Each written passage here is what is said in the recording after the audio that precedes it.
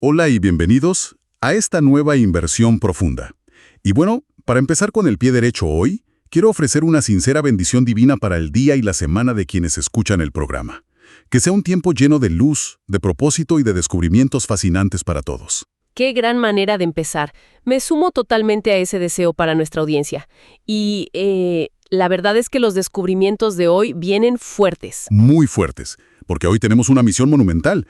Vamos a hacer un análisis exhaustivo del capítulo 19 del libro del Éxodo. Así es. Y para lograrlo, vamos a utilizar las notas y apuntes de dos fuentes eruditas increíbles, la Biblia de Estudio Holman y la Biblia de Estudio NA. Dos herramientas fantásticas, sin duda. Sí, pero antes de sumergirnos en esto, quiero hacer una pausa rápida para aclarar algo muy importante a quienes nos escuchan. Claro, adelante. Como el material que vamos a tratar hoy contiene textos de carácter religioso, quiero enfatizar que este programa se va a mantener estrictamente imparcial.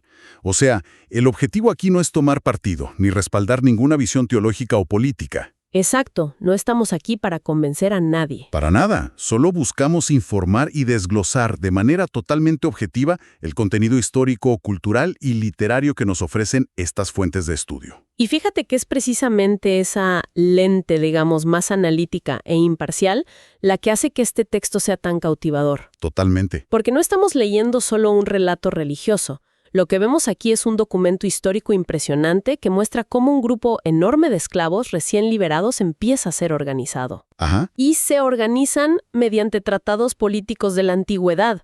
Hablamos de palabras hebreas que son casi intraducibles y, bueno, fenómenos naturales aterradores. Es la construcción de una civilización en tiempo real. Literalmente. Y para entender esto, tenemos que ubicarnos en el tiempo y el espacio. La fuente Na menciona algo clave aquí.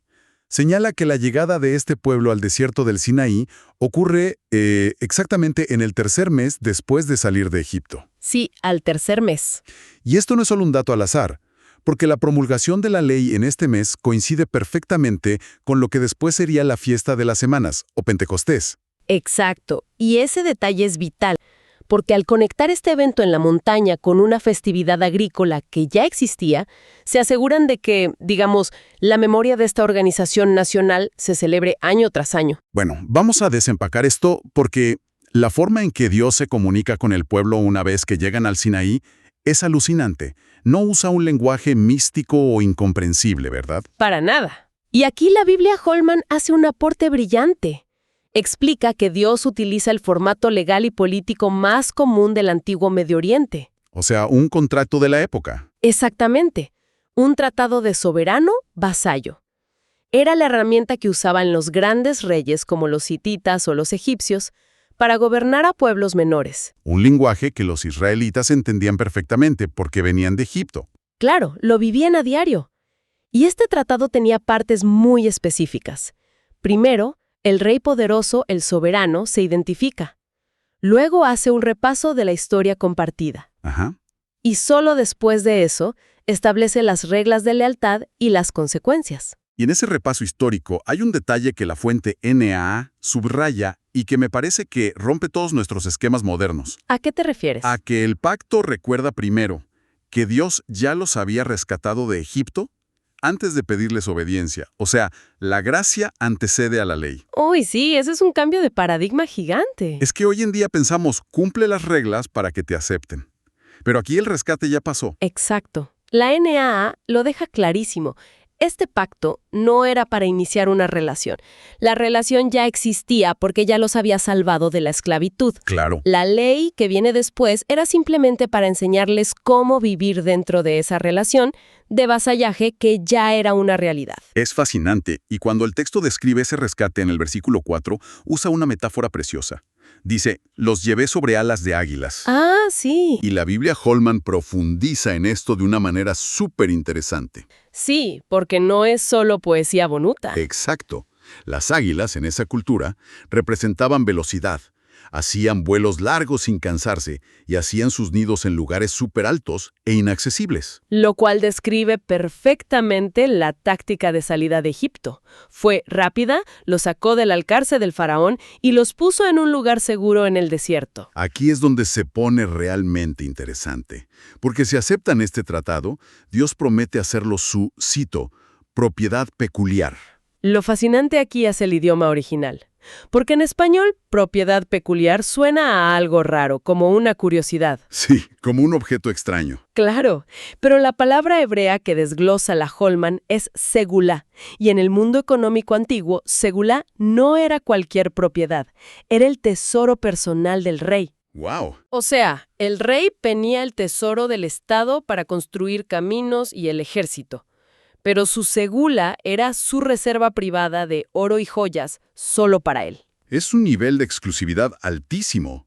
Y no lo ganan por mérito, sino porque el rey los elige. Exacto.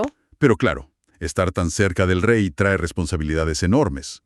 Por eso también les promete convertirlos en un reino de sacerdotes. ¿Qué significa realmente eso para ellos en ese momento? Pues basándonos en la Holman, hay que quitarnos la idea del sacerdote moderno que solo da misa. Claro, era otro mundo. Totalmente. Los sacerdotes en la antigüedad eran jueces, maestros de la ley y ofrecían sacrificios. Eran mediadores.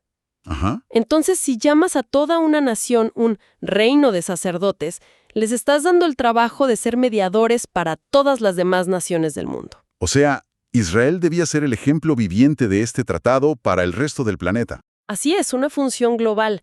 Y fíjate que la NAE conecta esto históricamente de una forma preciosa. Señala que siglos después, el apóstol Pedro usa estos mismos términos exactos. Sí, lo de linaje escogido, real sacerdocio. Exacto. Se lo aplica a la iglesia cristiana, manteniendo viva esa idea de ser representantes del soberano para el mundo. Es increíble cómo viajan estos conceptos. Pero volviendo al desierto, una vez que el pueblo acepta el trato, vienen las instrucciones de preparación física. Y son intensas. Muy intensas. Tienen 3 días antes de que Dios baje al monte. Y la primera orden es lavar su ropa. En medio de un desierto donde el agua es oro, exigir lavar la ropa de miles de personas es algo mayor. Y la Holman lo conecta maravillosamente con el protocolo de las cortes reales. Prepararse para ver a este Dios era como prepararse para ver a un rey terrenal. Como el caso de José, ¿no? Exactamente. José sale de la cárcel y antes de ver al faraón se tiene que afeitar y cambiar de ropa corriendo. Ir sucio ante el rey era un insulto letal. Y hay otra instrucción para esos días de preparación, en el versículo 15 que dice, no se acerquen a mujer. Entonces, ¿qué significa todo esto? Porque hoy podría malinterpretarse fácilmente. Sí, es un punto delicado. Ambas Biblias de estudio son muy claras en que esto no significa que las relaciones sexuales fueran malas o pecaminosas en sí mismas. Qué bueno que lo aclaran. Totalmente. La Holman explica que esto evitaba la impureza ritual que tenía que ver con fluidos corporales. Pero más importante aún, separaba a los israelitas de las prácticas paganas de los pueblos vecinos. O sea, los cultos de fertilidad. Exacto. En Canaán mezclaban la religión con rituales sexuales para pedir buenas cosechas. Al exigir abstinencia, Dios está diciendo, conmigo las cosas no funcionan así. Es marcar un límite cultural enorme. Y la nana también añade que era una forma de negación personal, ¿verdad? Sí, como un ayuno. Concentrar toda tu energía y tu atención física y mental puramente en prepararte para este encuentro sagrado. Un encuentro que, dicho sea de paso, estaba rodeado de límites de muerte literales. Dios ordena marcar un perímetro alrededor de la montaña y si alguien, humano o animal, toca la montaña, debía ser apedreado o matado con flechas. Y si conectamos esto con el panorama general, podemos entender que no se trata de un Dios cruel que quiere matar gente. Suena severo para nuestra mente moderna. Lo sé, pero la Holman explica que se trata de la distancia inmensa entre la santidad pura y la humanidad. Dios no puede ser tratado como un simple objeto de curiosidad. O sea, no puedes ir a turistear a la montaña sagrada. Exacto. Traspasar ese límite por curiosidad era una falta de respeto letal. Era protección para ellos mismos, porque acercarse a esa santidad sin mediación los destruiría. Fíjate que en esta sección de los límites hay un anacronismo súper curioso que menciona la Holman. Ah, lo de los sacerdotes. Sí, el texto dice que los sacerdotes deben santificarse antes de subir. Pero cronológicamente, el sacerdocio de Aarón y los levitas todavía no existía. La ley ni se había entregado. Es un detalle histórico fascinante. Los eruditos deducen que el texto se refería a los líderes naturales de los clanes o a los hijos primogénitos. Quienes ya hacían de sacerdotes en sus familias. Exacto. Antes de que hubiera una ley formal, ellos ya dirigían los sacrificios. como vemos en el Génesis. Y ni siquiera ellos estaban exentos de los límites. El respeto era para todos. Y vaya que infundía respeto, porque la escena del tercer día es de película. Fuente NEA especifica que empieza a sonar una trompeta, pero no una de metal, sino un shofar, un cuerno de carnero. Y ese sonido del shofar iba aumentando de volumen hasta hacer temblar a todo el campamento de puro terror. Moisés los saca de las tiendas y los lleva al límite del monte. Y la descripción visual del monte es brutal. Dice que humeaba porque Dios había descendido en fuego. Y la Holman resalta una expresión aterradora sobre ese humo. Sí, el texto dice que era como el humo de un horno. Y la Holman señala que esta misma expresión, exacta, se usa en el libro del Génesis para describir otra cosa. ¿Para qué? Para describir el humo que subía de las ruinas de Sodoma y Gomorra después de ser destruidas. ¡Wow!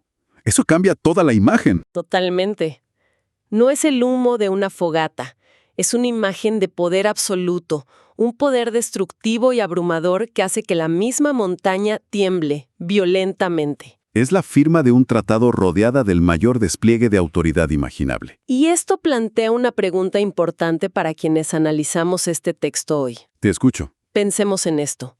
En la antigüedad, la humanidad entendía que acercarse a lo divino requería días de preparación extrema, lavar la ropa, abstinencia y respetar límites de vida o muerte por puro respeto a lo sagrado. Ajá. Pero, ¿cómo ha cambiado esto en nuestra cultura moderna? Vivimos acostumbrados al acceso instantáneo, todo es casual y rápido. Entonces, ¿cómo afecta esa cultura de lo inmediato nuestra forma de percibir lo trascendente y lo verdaderamente sagrado hoy en día? ¡Qué buena reflexión! Es una pregunta profunda para que cada persona se la lleve y la mastique por su cuenta. Da mucho para pensar. Definitivamente. Y bueno, con esa imagen imponente del Sinaí humeante y esa reflexión en mente, cerramos nuestro análisis de hoy.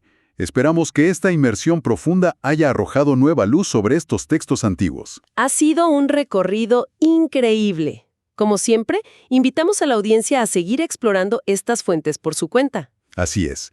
Muchísimas gracias por acompañarnos en este viaje histórico y literario. Y como dijimos al principio del programa, Dios bendice a todos los oyentes. Nos escuchamos en la próxima inmersión.